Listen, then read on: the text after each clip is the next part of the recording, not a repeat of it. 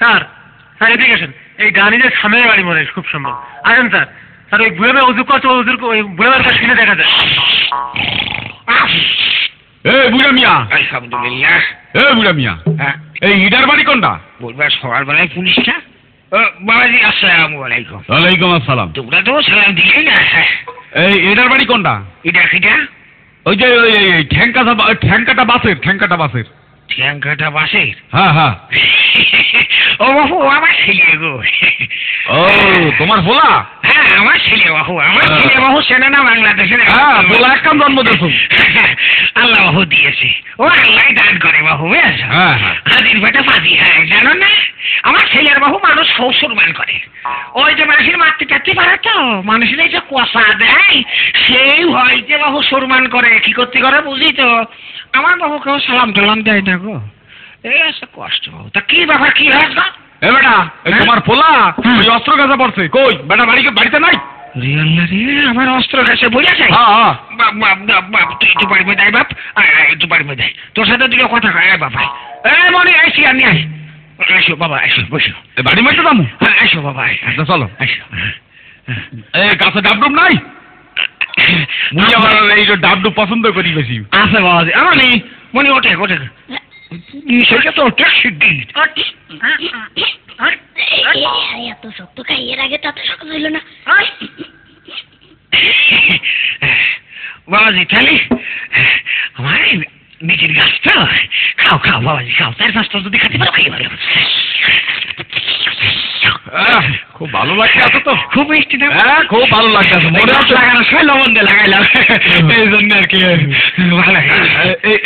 এ বুড়ে মিয়া, এইটা পুহর না পুষ্কনি? হ্যাঁ আমার ঘরে ফুসকানি। এই না ছোট ছোট মাছ নাই, চুনা মাছ, ওই মলা টেলা মাছ নাই?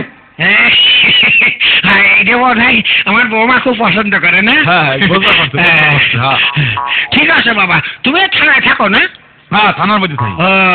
বৌমা আছে তো? হ্যাঁ আচ্ছা ঠিক আছে, আমি পাঠিয়ে দিবেন বাবা। ও চিন্তা তুমি করো না, আমি পাঠিয়ে দিবানে।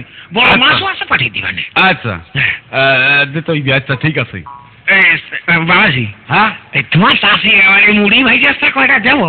ধরু বুঝলাম হেইয়া কি কইতে হয়, মুই আবার হেইয়া খুব পছন্দ করে। সোনা মাছের লগে যদি একটু পিঁয়াজ দিয়ে সচ্ছড়ি করা হয়, মুই আর কি কমু, পাশে স্যান্ডেল লইয়া বইতে মন চায়। হ্যাঁ তা বাবাজি ঠিক আছে, আমি নিয়ে এসে দিই, খাও নাকি?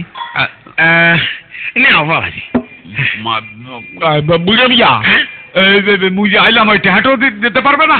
বাবাজি বাপরে, এই 6টা জন ছিল, জন বাড়ি চলে গেছে। এই 150 টাকা মোটে আছে, এই টাকাটা দিয়ে যাও বাবু। জান তোমার খালি হাতে পাঠাতেই মন চাচ্ছে না, আই আসো সেই হিসেবে তো দিতেই হয়। 150 টাকা কাজ? বাপরে আমার কাছে কোনো টাকা পয়সা নেই বাপ। কোনো টাকা হইবে না, মোটরসাইকেল চালাই আইছি বুঝছো। এই 5,000 টাকা দিতে হইবে, অস্ত্রকে সোজা কথা না। বাপরে তুই তো কোনো না কোনো মায়ের সন্তান, তোর তো বাপ মা আছে, আমি তো বাপ বয়সে মানুষ। বাপ কোনো বাপ মা হইবে না বুঝছো। যখন ওই টাকা দেবা না, টাকা কোন দিক দিয়ে আসলে তাই মুই জানি। টাকা নেই তো, নেই কইলে কি হইবে বুঝছো। ওই যখন তোমার ধৈর্যা ওই 10 বছরের শিশু দর্শনকে ভালো দেবো তখন বলবা, বুঝছো। টাকা কিভাবে আসে তখন দেখবো। তুমি এই কথা শুনালে, কথা শোনার আগে আমার তুমি মৃত্যু দিয়ে রাখা বাপ।